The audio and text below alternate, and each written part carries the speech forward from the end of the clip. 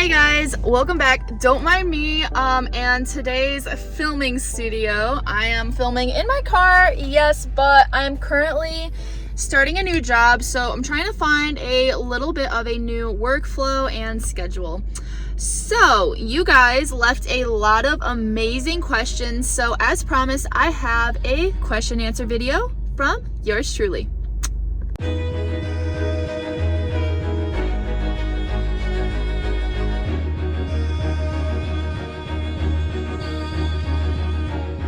But all right, let's just get started. So the first question is from Hassam Mohammed 7385. I am so sorry if I'm pronouncing your name wrong. Bear with me. Hi, thanks for sharing your beekeeping experience. My question is, what is the best way to prevent robbing between hives? So the very first thing that I usually try to do when laying out my bee yard is I want to make sure I'm making entrances face away from each other. When you have them facing each other, that just gives them a direct shot to be able to go out of their hive and go right into the next hive right across them, and then just keep going back and forth. So first and foremost, try to make sure you're setting up your hive so you have one entrance going this way, one going that way, one going that way. Just try to set them up all different and in different locations, so that they also know what hive is theirs and you don't have a lot of drifting. Drifting would be when you're having bees come back to the wrong hive. This happened to me last year with my setup because I had 3 rows of hives, and all of the bees that were supposed to be going to the hives in the first 2 rows were going all the way to the hives in the back row. So the back row hives were really, really strong, but the front row hives were insanely weak. So keep that in mind. Another way is to make the entrance smaller. So you can use like an entrance reducer, or you can even use something like that screen that I've showed you guys before. And I personally do not like using screen that you buy for like a screened door. That's what I bought when I made them. I would instead buy hardware cloth because it's going to be a lot more durable, because the screen kind of like bends a little bit and it doesn't really stay down. But the whole purpose of this is get hardware cloth and then cut it into the size of the entrance of your hive, staple it on there, and then cut like little bee doors. That way, if robbing's really bad, you can close up that entrance and have just a little tiny space for like 1 bee or maybe 2 or 3 bees, depending on how bad the robbing is, and still be able to get that airflow, because this time of year, airflow can be very, very important, especially if you live in an area that's rather hot right now, because you need to get that ventilation through the colony. Also so that they can dry out the honey and dehydrate it so that it gets done a lot quicker. Now, the next way you can prevent robbing is the good old-fashioned wet towel trick.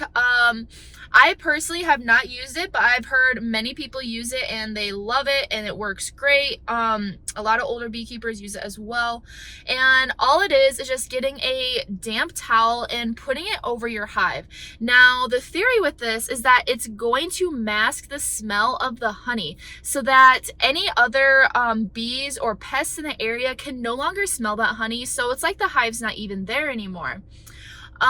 Like I said, a lot of people say it works great. I haven't personally used it, so let me know what you think about it. And the next way of preventing robbing is to not feed in hive.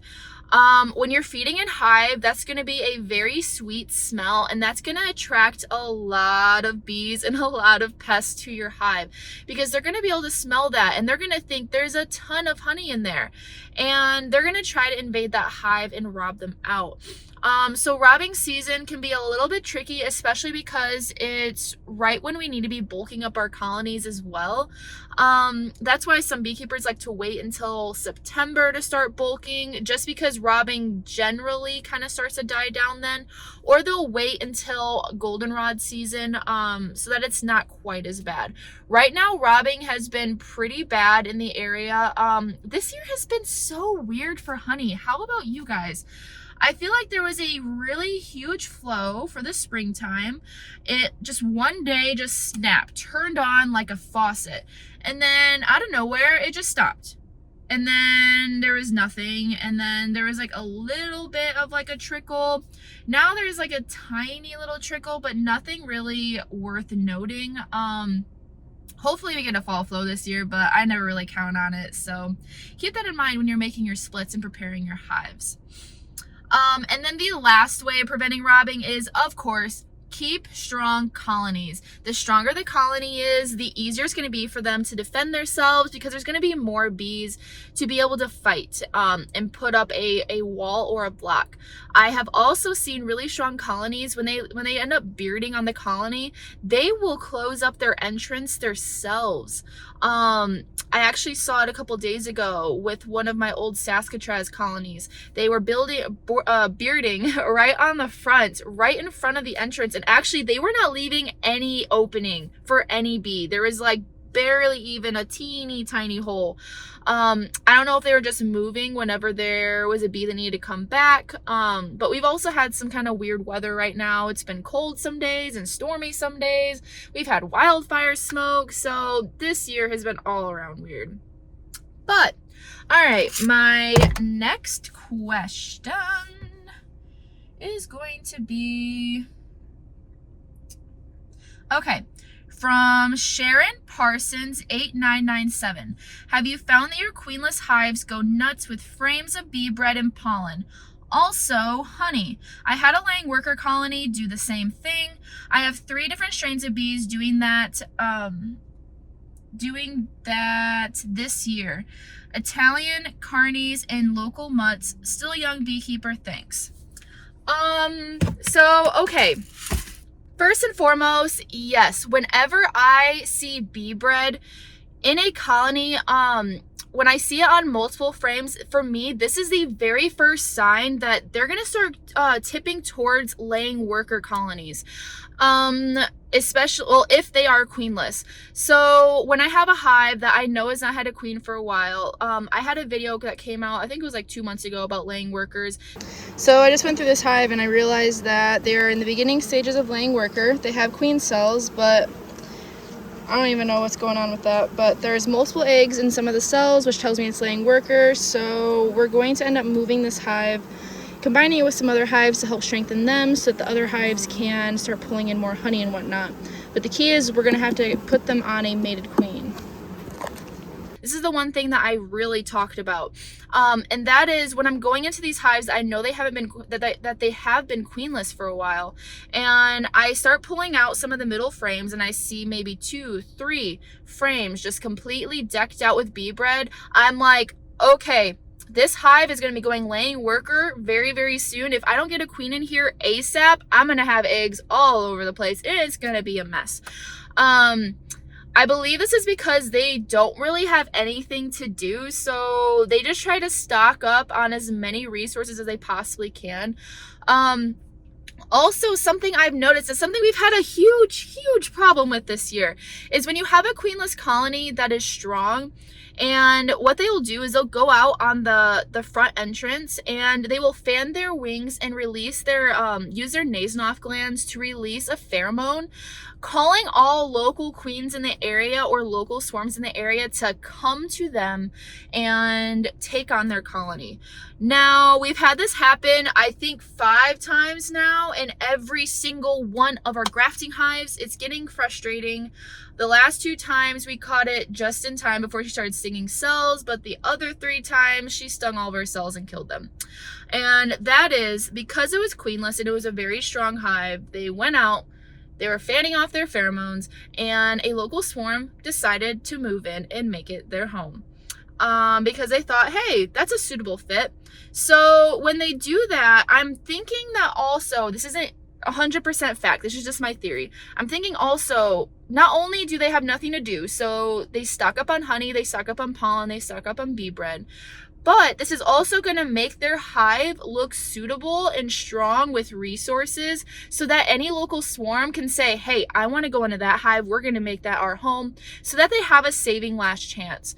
Now, also, when they do start laying their own eggs as laying workers, they're going to eat up that bee bread and that pollen fast so that they can produce those drone bees. Because laying workers, they can lay eggs, but they can't lay a fertilized egg, so they can't make a worker bee. They can only make a drone bee. That's their last chance at survival of their genetic line, so it makes sense, but the colony typically ends up collapsing. Also, this time of year, I have noticed that the bees really like to stock up on pollen and bee bread. So this may be why, Sharon, you're noticing you're having a lot of bee bread in your colonies if they do have a queen present, because they're going to need all that pollen and bee bread so that they can start raising brood in the spring and also midwinter time. It's going to be pretty essential so that they can actually feed it and get going. The more food and resources you have in a colony during that time, the bigger their spring buildup is going to be and the stronger they're going to be. So I'd say that would be why you're seeing more of that pollen and that bee bread in your colony. All right, question number 3 from Mistev26. I'd love to know how you ramped up your hive count. I have 2 right now and would like more. But how do you decide how many hives you need to inspect and how often so that it's manageable long term? So first, I do just want to clarify, we did bring in 24 double deep hives that came back from almond pollination this year. We got them in March. So that really helped us ramp up our hive numbers because those hives were booming with bees. So we had to make splits literally every 2 weeks starting in March because they were doing that well. We ended up selling around like 73, 74 nukes this year. So we did really, really good. And I was so happy to get all of those bees in your hands. And I love hearing how everybody thinks about them. And I'm excited to also see how they do through the winter time. But, so that's one of the big reasons why we were able to ramp up so quickly this year. That's also why it may have seemed like insane how fast we got bigger. But as you guys know, Casey and I are trying to make this our full-time job someday. So we're just trying to make every step we possibly can. But okay, so first and foremost, to answer the last half of your question, the more experience you have in beekeeping, the less you actually have to check your hives, because you start to know when the flows are, the patterns of the bees, and you kind of start to think like a bee. And you know when they're going to be ramping up, when they're just going to be chilling, when they're going to be thinking about swarming. So that is the main thing, that you want to expand to your ability levels. If you're still learning how to beekeep and you're still in your first couple years of beekeeping, I would only expand as you're able to. Now, also though, when I first started pushing my limits and expanding as much as I could last year, when I went from 3 hives to 27, within like the first half of the summer, I believe it was 27. Yeah. That taught me so much, because 1, I had so many hives to compare against, and 2, I made so many mistakes. And in all honesty, beekeeping is one of those hobbies that you have to be okay with making mistakes time after time and still picking yourself back up and trying again, because you're not a bee. There's a lot to learn in beekeeping.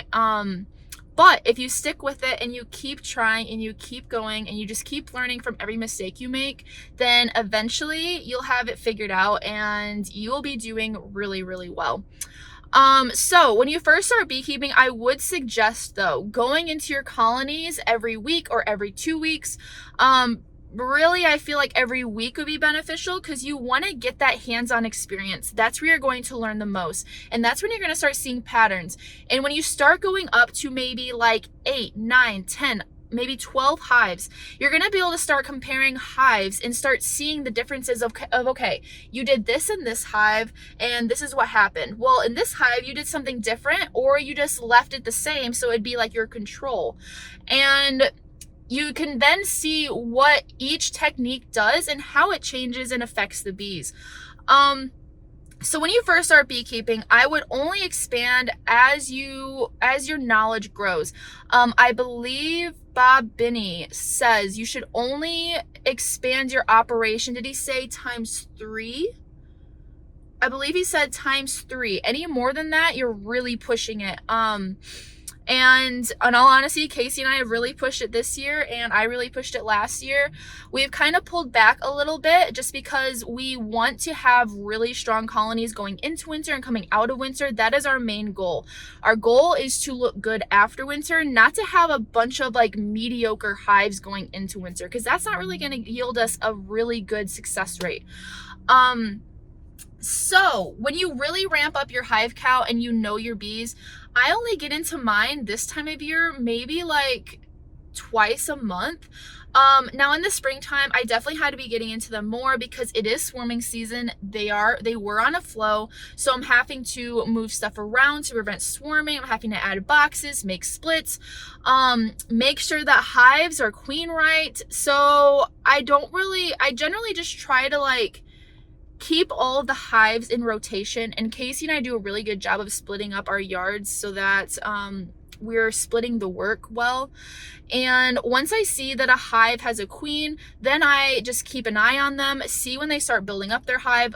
A lot of times all I have to do is pop the lid, and then I know, okay, this is where this hive is at. If you pop the lid and they have a really high number of bees, then most likely you're probably going to want to check for swarm cells, and you're probably going to want to either remove a frame or add a box, or equalize and take a couple frames out and put it in a hive that's weaker. So that just comes with time, so definitely stick with it. And if you feel like expanding, go for it. The worst that could happen is, yes, they die, but you learn something from it. So in my eyes, that's a win-win. All right, question number 4 from Cliff Badger 3533. I have a question. Okay. I run a double brood, and the top box is wall-to-wall brood, but the bottom box is hardly in use, just some pollen and bread. Should I rotate the boxes so that they can move up in the winter, or just leave them be? This is first year. They started as a nuke and moved up after putting on a second box and never came back down. They appear to be doing very well, but winter will be here shortly. Thanks. Okay, so I saw this in a lot of my triple stack hives, not all of them, but in a couple of them. And in all honesty, I don't think anybody truly knows why they do this. So I can just hypothesize and say my best guess. So when I was doing those 2 cutouts of those feral hives that Casey and I did this year, one thing that I noticed is on both of them, they had a pattern of how they built out, where they put all of their resources and built out their hive. That is one of the things I really wanted to take note of, because that was bees in an environment where they were not controlled in any way, and they can just move things around wherever they want them to be. And in both of those, I noticed that they put all of their pollen at the very bottom of their comb. So bees naturally, they're used to comb being able to be as long and drawn out as they want it to be. They're not used to those gaps that we have in our Langstroth hives, in between frames. So looking at those hives, my best guess would be that they were just working off of their instincts of how they would generally like to make out their hive and where to put things. So they like to put that pollen at the bottom because, one, nothing's going to rob them of their pollen. So that's going to be like the first step of whatever that's coming to invade them that they have to go through. Usually then they do brood, and then they do honey at the top, so that the honey is the hardest thing for whatever's trying to rob them to get to. And when you move frames around, definitely keep that in mind because it's important. But also putting that pollen down below will give them a lot of easy access to the brood, so they can just pull it up. And also it makes it super easy that they can just come in, drop it off, go back out and get whatever else they're trying to get. But the only downside of this is the bees may be working off of instincts, but with winter coming, I would definitely rotate those boxes, because otherwise those bees are not going to be able to benefit from having a box full of honey right above them, which is very beneficial because during the winter time, the bees are going to naturally move up. It's easier for them to move up in the hive rather than move over frames. So they want to be able to have honey and food right above them rather than already being in the top box. So I would definitely switch them, and I would probably start feeding them soon, just because I'm not sure where you're located, but if you don't have a really good flow coming, they're probably going to need some extra stores, especially if maybe they don't have any honey in that top box. So yeah, I hope that helps. The very last question, since I know I am getting pretty long with this video and I don't want to take up all of your time, is, okay, from Mix SA. Hi, hello. I moved a colony from a nuke to a normal hive. Everything was built out, but they didn't have any honey. Right after I moved them over, they all came out and went into a tree. They didn't want to go back in the hive. Eventually they left. What did I do wrong? He also said, but it is starting to get warmer. Spring is on its way. I'm in South Africa. I moved them over in the winter. Maybe that was the problem. Okay. So yes, that was 100% the problem. So the second week of July, I made my last round of splits, and one thing that happened, because we weren't on a really heavy flow, is when I made those splits, because they, one, didn't have enough honey because they knew that winter was on its way, and they also knew that robbing season was there because a lot of the hives were robbing at that point. Some of those splits decided to just take all their resources and leave. I made them all pretty thick with resources, but still they decided, nope, we're not doing it, and they left or went to a different colony. So anytime after the summer solstice, you then have to start being pretty careful with how you're making your splits and moving hives around. We also had a problem with, so one of our hives, we moved from the pollination yard up the hill to our breeding yard. And what ended up happening is apparently they didn't like it up there because they made the queen, they starved the queen so she was able to fly, and they flew down to the pollination yard where there was a queenless hive down there and made it their home. That actually was our grafting hive. So no one really knows why bees make some of the decisions they make. All we can really do is just try to gauge and keep all the external factors in mind before we start doing things. So to be moving a hive into a deep in the winter time or even in the fall time is really risky because they're not going to be able to build out those frames with honey. And you did mention that there was no honey in the hive. Now, I can almost guarantee that's probably why they left, because they didn't have any resources. Even if they're going to go into a tree and have no resources, they'll still do it and they'll abscond. I don't know why, because it's like a death sentence to them. Maybe it's because they think they can find another hive and join it. But yeah, so if there's no flow, they're not going to want to build out that hive and make it their home and stay. So that's probably what happened. Going forward, I would try to make sure you do it before, like right around the summer solstice if you want to move them into a bigger box. And that way they'll have enough time to build out the honey, to fill all the cells, so they have enough stores for the winter time. But okay, like I said, I've been pushing this video pretty late and I got 15 minutes till I have to start driving to my new job. And so yeah, I guess that is it for me today. If you have any more questions, feel free to leave them in the comments and I will definitely be answering those. I'll probably be doing a part 2 sometime soon. But I hope your beekeeping season is going well. Please let me know. Like I said, it's been kind of like weird here this year. We only had one main flow. I'm really hoping for a fall flow.